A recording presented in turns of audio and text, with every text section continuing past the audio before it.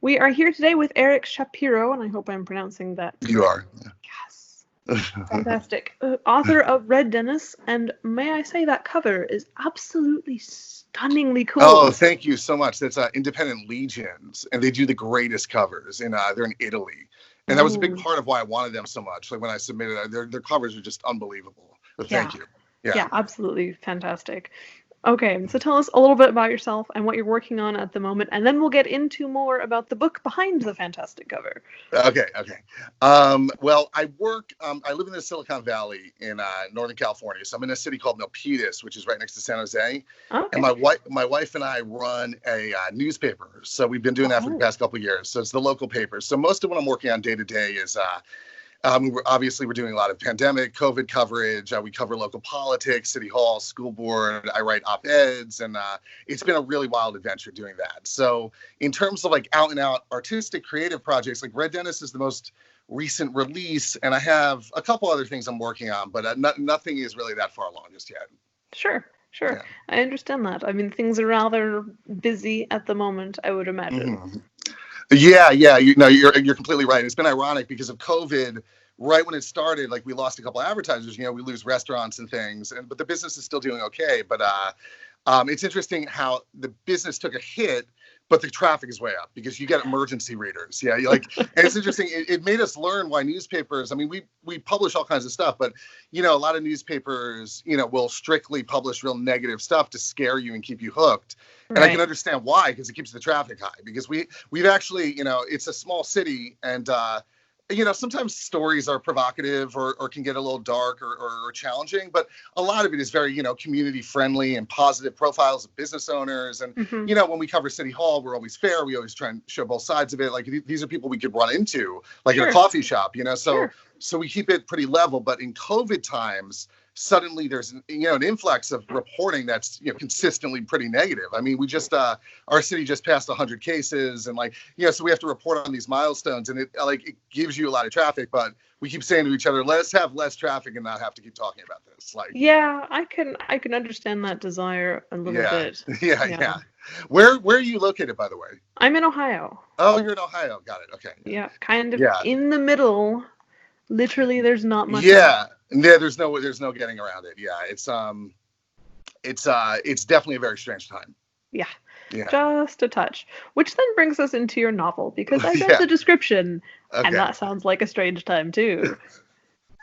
Very good. Yeah, well said. Yeah. It's interesting. Well, I've realized this kind of ties into the newspaper in a way, because I've realized, I've written fiction for a long time. Sure. And this experience, my wife was a journalist, and she's the one who created and founded the paper. So she brought me on her ride. And I had been a professional ghostwriter for 17 years too. So I'd done a lot of speech writing. I did a lot of things that were kind of like journalism, like they required research, but I'd never done the real thing, let alone with an audience, right? So I realized that people react to news at a level of scandal and a potential outrage and anger, unlike I think they react to any form of writing, certainly any writing that I've done. I've tried to do books that are not necessarily my motive is to be provocative, but I certainly go into uncomfortable areas and things. And then with books are just in a different cultural space. But the news, you could report on something you think is innocuous, and somebody's head explodes, and they get so angry because you like this politician, or you shared this person's quote but not the other person's, and this is every day. So it's very eye-opening. So through our newspaper, I realized just the extent of which, especially with opinions, those are the most volatile, because of course if somebody doesn't agree with your opinion, they're more inclined to get angry. So with Red Denis, it was coming from a place of it's almost like a buffet of uncomfortable things, all the things people would rather not me talk about. I was I'm just going to go headlong into these things. If somebody doesn't like it, it's fine. I had to go to Italy to get the publisher, with the beautiful artwork. And I initially went, do you know who Jack Ketchum is? The horror author. Do you know? Yeah. Okay, so Ketchum, I had adapted one of his stories into a movie a few years ago, a short film, and I knew his agent, and I was friendly with her. So when I had Red Denis, there's nobody more scandalous or disturbing than Jack Ketchum, and she was his loyal agent, and her door was open for me to show her stuff. So I sent her Red Denis before I even wrote it. I ran the idea by her. She's like, okay, I'll take a look at that. There's nothing can scandalize her. And then I sent her the book, and she was like, "Oh no, this isn't for me. It's Jack Ketchum's agent." So it's like, all right, I have a serious problem. So but I had to thank God Alessandro Manzetti with Independent Legions was open and writing a book that involves a Me Too element. I'm a white man, and then the character is an aggrieved white male, and it's all these politically uncomfortable things. But I was stimulated to do it because I've always, even before this cultural environment, I've always felt like if somebody tells you you're not supposed to talk about it, there's probably something to say. Whether or not I necessarily said it well, I mean, is a different discussion. Right. Yeah. Right. Ooh, yeah, that's fantastic. Yeah. Sorry, I just laid everything on you. So yeah. No, that's so much fun.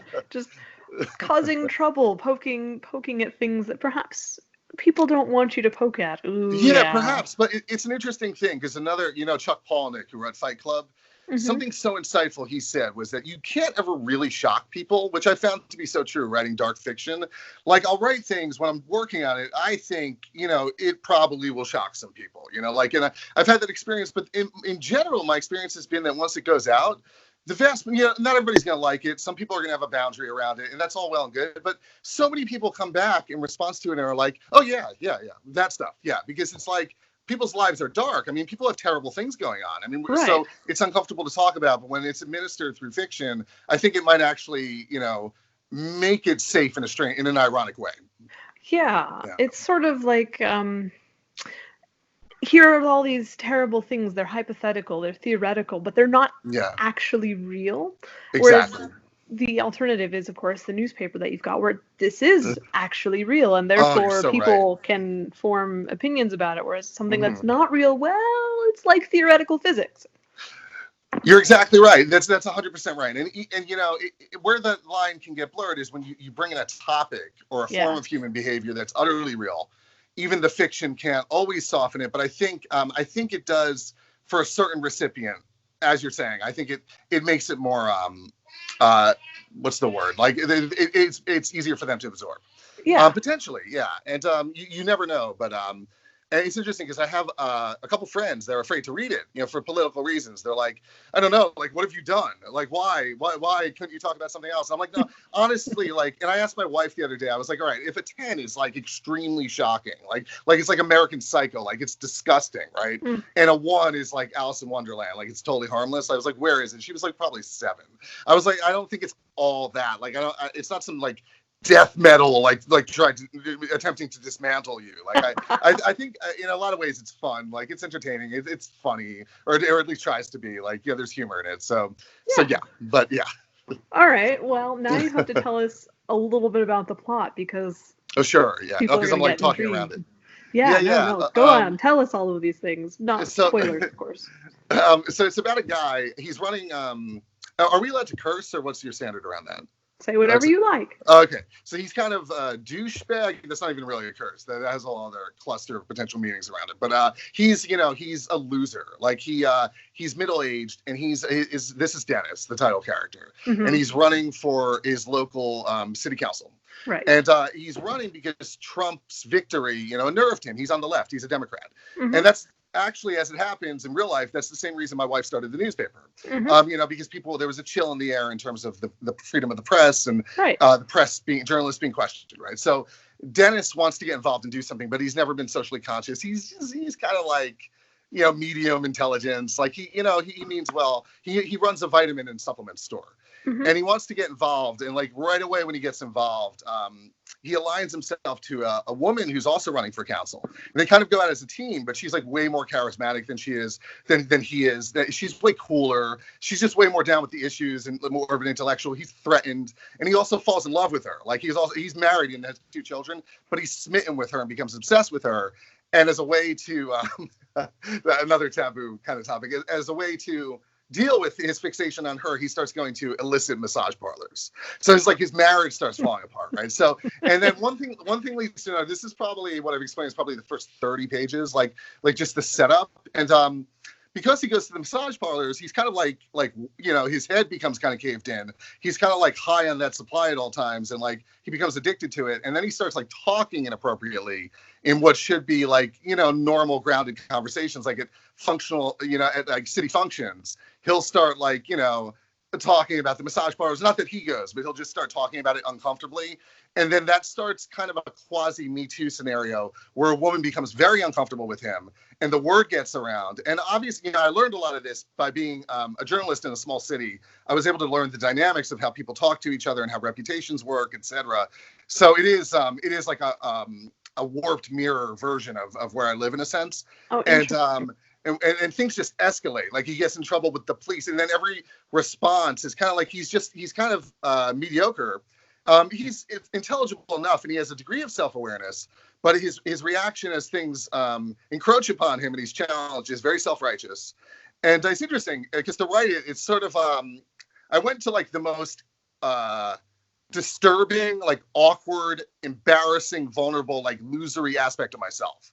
Like it's like he is absolutely my shadow. Like so it's like, and I make jokes on social media. Like I'll take a picture of myself walking, like out taking a walk, and I'll be like, me and Red Denis are on our walk, because it's like he became like this, like he's like the guy over here. It's just like the worst case scenario of like how could things really go wrong. So eventually, like it escalates. He buys guns, and then he starts plotting, and he hates feminists. Like even that word coming out of my mouth makes me uncomfortable to even go into that direction. Like, so he's just he becomes radicalized, and he wants to lash out. Yeah.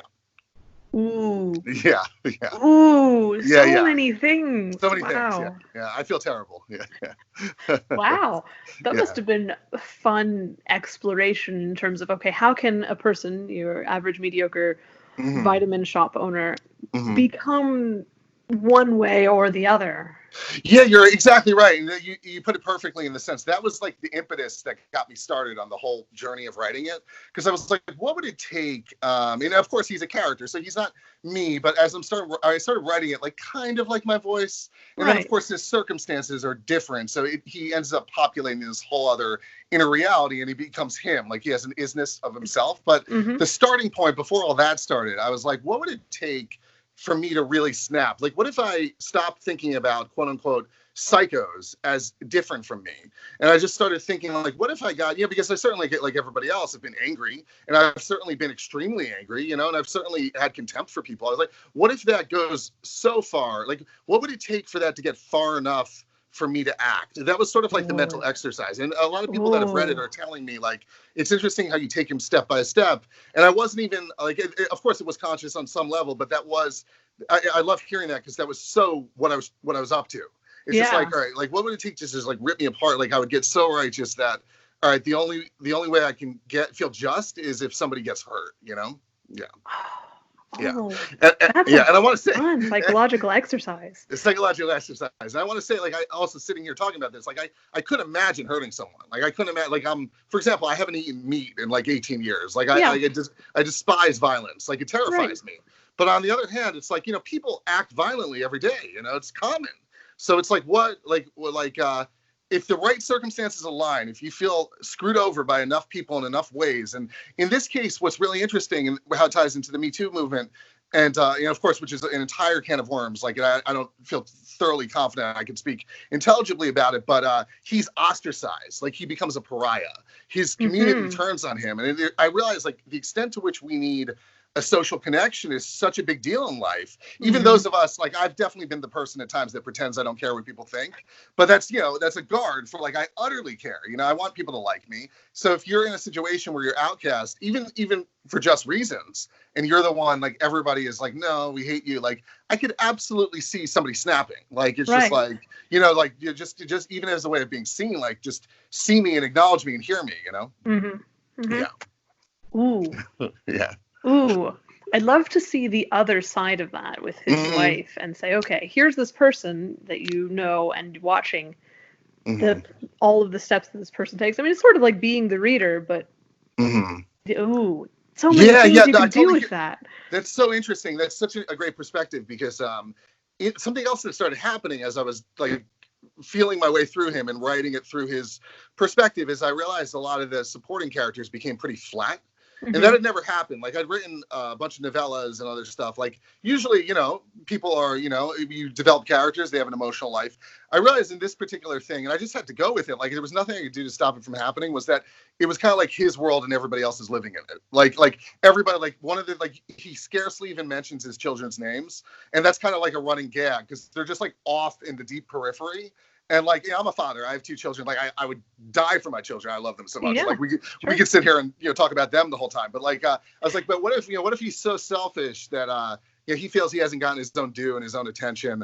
And, like, so everybody's kind of flat. So the wife in particular, it's like, from his point of view, you can't get a read on what she thinks of him, but she's sort of, and this is kind of early in the book, so it's not really a spoiler. Like, she kind of takes off pretty quickly after his troubles begin. And you don't ever quite know why. Like, you kind of have to guess how other people see him, because you're only seeing everything through his eyes. But I put hints in there. So I put hints like that people think he's arrogant, people think he's obnoxious. You know, people like you know, so, like, he's like the type of guy who comes into a room and everybody stops talking. So, like, I tried to get it across in little ways. But there's a thing in the book where right at the beginning of the book, there's a memory of before her father walked her down the aisle, the wife, and Dennis was, like, standing over, like, waiting to be walked down himself by his own parents. And he sees the father, like, saying something to his soon-to-be bride. And he never knew what it was. So that's the thing throughout the book. He has no idea what the father-in-law said to her. But he knew it was negative. He knew he was upset. And he knew it was probably like a warning, because the father-in-law saw that this guy is not, you know, not the best option. And that drives him crazy. So he's kind of clueless in the sense he can't reckon with however other people see him. So it's interesting to populate exactly what you're talking about, like to try and signal that there's a problem. But since you're in his shoes, I think there's also hopefully, like, people, you know, sympathize with him and feel him humanly. Sure. Yeah, it's a sort of like, see, like, how does it feel like to feel like you're a loser and to feel like everybody hates you and all these things. Gosh, it's been a while since I've read a book that goes that deep into one character's mindset, even from a first-person perspective. Oh, man. Yeah, no, thank you for saying that. I mean, I had only written, because I was ghostwriting for most of my adult life. Sure. I had only written novellas under my own name, because, like, every couple years I'd be able to find, like, 2 or 3 weeks where I could do a novella, but that was as far as I could go, like maybe 25,000 words. And this was my first novel. I think it's like 65 or 70,000. So it was the longest I spent with one first-person perspective. And I really realized the difference. Like, I had gotten kind of close to some of my novella characters, but a couple of the key differences was one, this is much longer, so it goes much further. So it's like, just as a matter of course, there's just more to him. The other thing is, I realized something I had always done in the novellas was I tried to make the protagonists cool. Like, I tried to make them, you know, more likable, like, you know, and maybe I don't think I sanitized their humanity, but I definitely gave them more sweetness and likability, you know, to connect in that way. But in this case, like, it was not going to happen with this guy. Like, I think if you like him, it's only on the sense of imagining, like, what would I do and what would I become if this was happening. But he also, like, deals with the situations, like, as the cards are dealt to him, his reactions are reprehensible. So, like, he's impulsive, he's entitled, he's arrogant, and yeah. Ooh. This is going to be fun to read. I'm going to have great fun with that. I'm looking forward to hearing what you think. Yeah. Yeah. It's good. What fun. It's good I can talk to you beforehand. We can interact. It's like a 30-minute disclaimer. So it's like, yeah, don't mistake me for this, like, this disturbing. Even though the name of the book and the description, like, immediately unnerves some people. They're like, wait, hold on. Like, this is, like, nothing I want to have anything to do with. But on the other hand, some people are drawn in. So it's an interesting exploration. I mean, you've got people on both sides of the spectrum, in whatever spectrum you're looking at, it doesn't matter. But you've got people on both sides, and the inability for them to actually sort of see the other side is fascinating. And so if you can explore one way or the other, okay, what is it that makes a decision matter? I think that's fun. It's very interesting. Yeah, that really is super. Yeah, no, it's music to my ears the way you just put that. Like, even with what you said applies to the political spectrum. You know, in the tribalism of each side, obviously, like, only knowing the worst about each other in a lot of cases and sticking to their bubbles or sticking in, you know, their own, like, you know, news feeds and their own information. And then they see somebody from the other side and they're, like, staggered. And then even in, like, I've been with my wife, we've been married for 16 years and we've been together for 23 years. And I consider her the closest person to me and she's my best friend. There are even aspects of her psyche and things that she has positions and opinions on that are unimaginable to me. And I know her so well. Like, and it's just like, and then she feels the same way about me. It's like there are certain areas where we just perpetually do not see eye to eye, and it's kind of what keeps the relationship ignited, in the sense, like, you know, we make each other curious, but it speaks to what you're saying. It's like it's hard for people to know each other in general, let alone in like a societal tribal sort of model, like you know, to really like commune or create community with each other. So when somebody's an outcast, like there's this presumption of what community means or is about, and it's like you don't belong in it, but what is it even, and why is it important, and why do these people get to decide, et cetera, et cetera. So, fun. And now this is a single standalone piece. You're not going to worry about things other side yet? Okay. Not on the other side of the scale necessarily. I might do more with him though, because he's not necessarily done. I think I'd have to wait a while, because it was actually really depressing to do it. Like I was sort of like, I was sunken throughout like the period. And still, there's like kind of a shadow on me, having like, because it's like almost like guided meditation, as I'm sure you've experienced, like writing characters. Like you're just concentrating on this one mode of being over and over again. But in terms of, if you mean the other side do you mean like the other side of the scale, maybe politically, or whichever direction? It could be the other side of the scale from a different character's perspective, or could it be his further exploration after all of these events shape him in such a dramatic way. It's so interesting you're saying that, because if I was to do another story, there are certain things unspoken in the one that exists. And I've had notions of kind of filling in the blanks, like not to make it too thorough, like, you know, some things are better left unsaid, but absolutely that has crossed my mind. That would be a really cool exercise. And then also, it's interesting how like politically it's so dangerous, in the sense that, if you're on the left, as I am, like, you're more inclined to see him as a piece of shit. Like this guy's got lots of problems, and he's privileged, and he's kind of like a nightmare come true. But if you're on the right, you might be inclined to see him, and I can't really get way into this without giving away what he eventually does, but you could frame him as an anti-hero, which is part of like the thought experiment around the whole thing. So that's not the personal claim I bring to him, but on the other hand, in writing in what the book is external to me, I tried not to tip its hand either way. Like I didn't want it to telegraph where the author is politically. And then the editor, Angela, who Independent Allegiance brought on, she said, it was the biggest compliment. She said, like, I have no idea where you are, if you're right or left. And I'm like, oh, thank God. Like, because that's part of, I think, what makes it unsettling. It's like, wait, are we supposed to like this guy? Is he supposed to be the villain? Like, what that's kind of part of the whole exercise. But in the newspaper, part of the reason I feel safe about it is through the newspaper and editorials and communicating with my community. I'm not, I wouldn't say constantly, but I'm regularly telegraphing that, that I'm in alignment with the community's prevailing political ethos, which is progressive. I mean, and I have a multiracial household, and there's different aspects of my sort of package that are safe in that. It's interesting, like, but it feels very dangerous to even honor the opposed point of view. I mean, it's because people can get so inflamed. Yeah. And that is always the curious part, is how people are going to react to what you're thinking and what the character is thinking separately. Because I've seen some of the same stuff with my dystopian pieces, where people say, well, what are you actually thinking about this? Because X, Y, and Z are happening, and we're not quite sure. Right. That's really fascinating in the sense, especially with a dystopia, because you're presenting to them a model of like, here's how something could work and here's how it could break down. And I find it interesting. I'm sure you've probably had the same experience with your readers. Like, if you present questions to them, like the idea is kind of like for them to grapple with those questions. Like maybe you as the author don't even have answers, or aren't even presuming to suggest answers. But, it's interesting when they come straight to you and they're like, wait, hold on a second. Like, tell me right now what you mean. Like, it's like, no, like maybe I don't know. Like, Yeah, that is one of the, I have found very interesting parts of being an indie author and having a slightly more active connection with the readers, is they can come to you and ask, what is going on? Yeah, exactly. It's interesting. Like, the irony is, like, they want that sense of settledness around it to feel solvent, but maybe that would probably in the long run take something away from the art you created. Like, it's just like, if it's open-ended, it's kind of like sexier intellectually. It's just like, you keep wanting to puzzle over it. Yeah. Ooh, what fun. Yeah. Okay. So since I've got you here, you might as well tell us a little bit about some of your novellas, if you want Oh, to. sure. Oh, yeah, sure. The one that's most well known that kind of got some light on me in the horror scene is it's like, wow, it's 15 years old already. It's called It's Only Temporary. It's a novella about the last day on Earth, and it's about a kid. So he wrote. What did he do? It's the last day on Earth. A meteorite is coming, and at 6 p.m.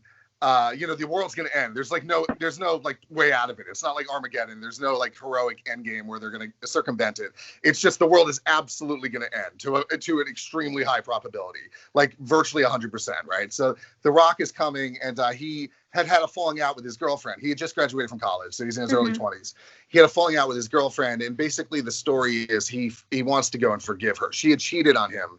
And she kind of cheated on him because he made mistakes and things. He wasn't perfect. And then he wants to go forgive her. So it's a love story. It's an apocalyptic love story. And he goes on a road trip to get to her. She lives like 3 hours away. So, but the world is like coming to pieces. So it's bedlam. Like people are shooting each other. Right. People are attacking. It's like everybody's frantic. So he goes out into the danger zone just to go see her one last time. So that's the one. So. And that got a lot of there were a lot of very generous people in the horror scene that supported that when it dropped, and a lot of my career has been like out of whack in the sense that I've made my living as a ghostwriter for so long prior to the newspaper. So like I was saying, like every so often, if I had a little piece of time, I'd be like, all right, let me do another personal one. Sometimes it would be a screenplay. I made a couple films and stuff, but usually they were novella length because that's all I could handle and feel like I could take good care of it, within the time available to me. So it was that's why it took so long into my career as an author to actually have a proper novel, because post ghostwriting, I actually had time to work on it. Yeah, well, I mean, time is sort of useful thing to have when you're trying to do something of novel length. Absolutely, yeah. It's hard. Like, how are you with that? Like with your novels, are you to be doing it sustained day over day for months, or can you step back for a while and return to it, or how's that work? I usually do writing of some sort every afternoon during the work week, but I don't always work on the same project because if I get too focused, then things start to unravel. Okay. How many projects do you usually do at once? I'm usually 3, all at different stages of their development. Oh, that's cool. Yeah, I remember for me, for years, the number was 4. Like, it was always like, all right, I'm finishing the novella, and like you said, different stages of development. I got a novella I'm finishing, I have a short story, I got a screenplay I'm collaborating on it, and I hated that number. I was like, why can't it be 2? Like, I was always saying yes to too many things. Lately, I'm finally cooling it, but I also feel like tomorrow I'm going to be 42. Like I feel like, and even though that's relatively young, I feel like I'm like kind of burned out from all the ghostwriting. So I'm like in a place where I'm like, all right, I could stand to do less. And the problem is when I'm writing, like I can't do what you do, where I switch. I was able to do it with my ghostwriting clients, where I switch from one to the other. I mean, it's just part of the job. But when I'm deep in a personal thing, I become so obsessive, and I have to attend to it constantly. And it's like it's not entirely comfortable or healthy. So it's like at the moment I feel like, yeah, I'm good, just like decompressing. Yeah. Decompressing is an extremely useful thing to do, and absolutely, I feel like I don't do it enough. It's especially useful for I think for writers, because we're so like myopically with the 26 letters and the keys, and it like burrows like a hole through your mind, like so yeah. And I've just been so in it, like with the ghostwriting. Every year, it was not out of the ordinary for me to have generated like 2,500 pages, and it was just insane. And I know for a lot of authors, they would be like, "Yeah, okay, that's like a novel a month," like, and they're just on it every day. But usually, that's the case. Like indie authors that are like enjoying what they're doing, like they're close to the characters. So, a little bit different. Yeah, a little bit different. With the ghostwriting, it's all an assignment, and I've gotten fried to the point where I'm like, all right, this is good. I actually have a novel. And I want to try and train myself to be, because I can get quantity focused in an unhealthy way. It's like, what I really need is 5 novels, and I'll be like, wait, just be excited about this one and just see where it goes next. Yeah, I understand that. Sometimes the numbers become problematic. Absolutely, yeah. And it's interesting. Like, there's been gaps between my novellas. Like there was, like in the early period. I think I had like 3 in very close proximity, but then the gaps got longer. Like I think at one point it was 5 years, at one point it was 7 years. And it's like, if you look at the body of work, it almost looks like I was inactive during that time. But the truth was, I was always like, maybe I was working on a script. Like I feel like I was constantly doing stuff. Yeah. Well, I mean, over time, it doesn't really matter because you can market all of those pieces. They're interrelated or they're not. It doesn't. Yeah, you're so right. Yeah, and I just started getting into the indie thing. Like Red Denis is traditionally published, but my whole backlist is indie now, and I took it from its previous publisher. And have you liked being indie? Has it been positive? Yeah, actually, I find it very nice. I think the only thing that I find difficult, and that's just because my brain doesn't think that way, is the marketing part of it. Okay, yeah. I'm about to start experimenting with was it Amazon Marketing Services, their digital ad platform. So I'm right in the cusp of doing that. Like I want to see what happens. But what you said is so true in the sense of when you've accumulated a backlist, like how it unfolded in real time doesn't matter. Like if you have those, they're assets, and it's just a matter of pushing them. But what you're doing with your platform, interviewing other authors, like amplifies you. So it's a all ships rise with the tide. So it's really good you're developing this. Yeah. That's the part of the thing I like about being indie, or even indie press, small press publishing type of thing. Mm-hmm. It's not so much to worry about the competition that you get with the big 5 publishers. It's okay. Everybody does well. Yeah, exactly. It's kind of like you're like you have your shop, like you have your cart of goods, and it's like it doesn't have to go to some staggering level. Like I saw Bill Burr on a podcast a couple weeks ago. He was saying like if you're better off like owning 100% of something and selling 20,000 of them than owning a piece of something and selling 20 million of them. Yeah. Like in other words, like that control goes such a long way. And we found that with the newspaper too. I mean, the fact that it's ours, and we have reporters working for us and so forth, but my wife and I are the ones running it. I mean, it frees you up from a content perspective. It's a great responsibility because, like you said, we're reporting on real things. You have to be factually accurate and check yourself, and you have to take the feedback. But it's liberating content wise, and it's also just liberating business wise because all the as you design your revenue marketing side of it, it goes back to you. Yeah. Always useful. Also, newspaper. Ooh, I'm curious, just for the modern times, how is that going about? Do you do the printed side of things, or is that still mostly digital? It's mostly digital. We started a print edition that was it was monthly, and we did 11 of them. And then when COVID started and everything was shut down, there was just no place. Like it was, of course, it's unsafe to go and drop it off at places. And then there were like everybody was pretty much closed, so it was like the whole thing became irrelevant. But it was mostly for the print edition was something that the 55 and older readers had really wanted, and I can understand that because I like reading things on print too. Like I don't really. I read news on my phone usually, but I usually read books in print. I prefer to. Like I don't read Kindle, which is ironic because most of my books sell on Kindle, and I like scarcely use it. So it's a strange adjustment. And so we had it, and then it was interesting because that 12th month, had we made it, we would have been eligible to do something called adjudication, which is when you can run government notices, like and they pay you for that. So it's like the government has to make announcements, and it can be lucrative. We came just shy of that 12th month, but we kind of look at it as a blessing because it was very expensive to print. It was like another mortgage payment. Yeah, it's a lot of work. It was logistically very demanding. Like the 4 days, my wife is the editor-in-chief, so the 4 days leading up to that print, she was just constantly working on the layout, design, editorial, fact-checking, photographs, headlines. Like it was such a blur of activity, and we miss it, and we know a lot of community members miss it, but most people read it on the site. And the way it makes money, like we have advertisers, we also have patrons on Patreon. We also have, we also are starting to rent space to partners, so they write content. So it's like, different organizations like nonprofits, like they can have sort of a piece of sponsored territory on the site, and we publish their posts because it has a big audience. Like the audience is consistently in the tens of thousands at least. So like just sharing space with organizations, as long as we make clear that it's not our content, it's third party content. But and then also the newspaper, the parent company, it's called the Milpitas Beat. It's Milpitas, California. Yeah, the parent company is Chi Media Company, which is a marketing company. So we also do marketing for big organizations that need like social media marketing, things like that. And that's something my wife is an expert in, but I support her with the writing side, and I'm the content editor of the paper, so all our articles I edit, and so it keeps us busy. But it's strange. That model is definitely to your question, it's definitely in flux. I mean, it's definitely a pretty strange thing to be doing nowadays. But knock on wood, the reason we were able to do it was our community. There was a bit of a gap in reporting. Sure. Like we have the Milpitas Post, but they mostly are regional reporting now. So there wasn't really a lot of in-city stuff. So my wife saw the gap. She was like, if we just start giving them news, they'll probably appreciate it. So we started. And it took about 3 to 4 months. The audience got pretty big. It's like, okay, there is an appetite. We're feeding it.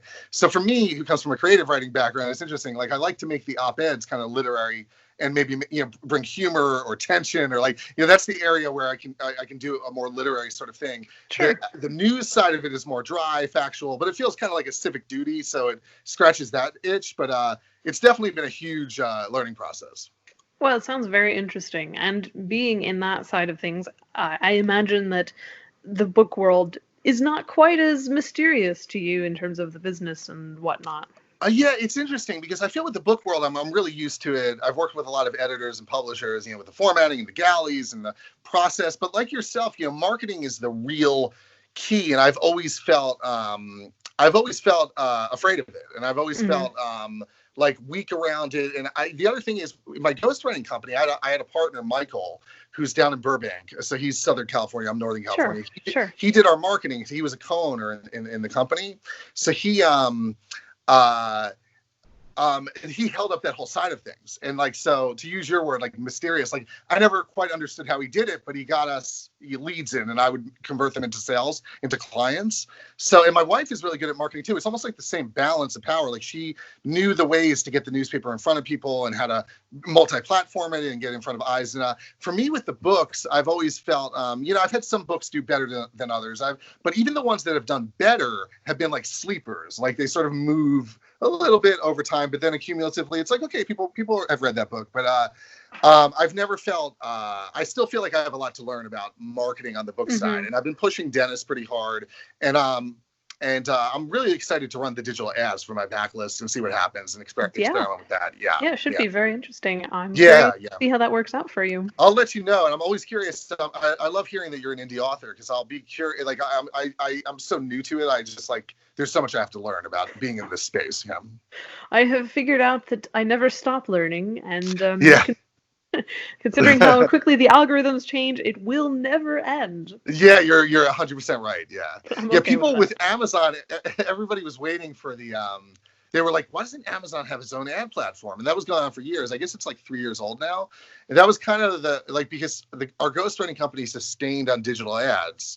So it's kind of like, okay, I know a thing or two about this. Like, I'm not an expert, but it's like, if I publish my own books, maybe I could get them moving. Because I'm proud of them. I want them to be read more. I want to see what I can do, and it's definitely it's a huge process. Like I was only actually able to finally get them into print because of COVID, because I'm at home so much that my wife and I have an assistant that works for us at the paper, and she was incredibly helpful with like formatting and ISBNs and like there's, as you know, there's just so many details to it. Yeah. And it was a total vertical learning curve. But I'm glad they're at least out and available. But I have to push them more. But I'm kind of focused on pushing Denis. I wanted Red Denis to be traditionally published too because it was my first novel. Sure. But we'll see. I mean, you never know until like a year or two after the release, like how it went, what happened, like how it was received, how it performed. So we'll figure it out.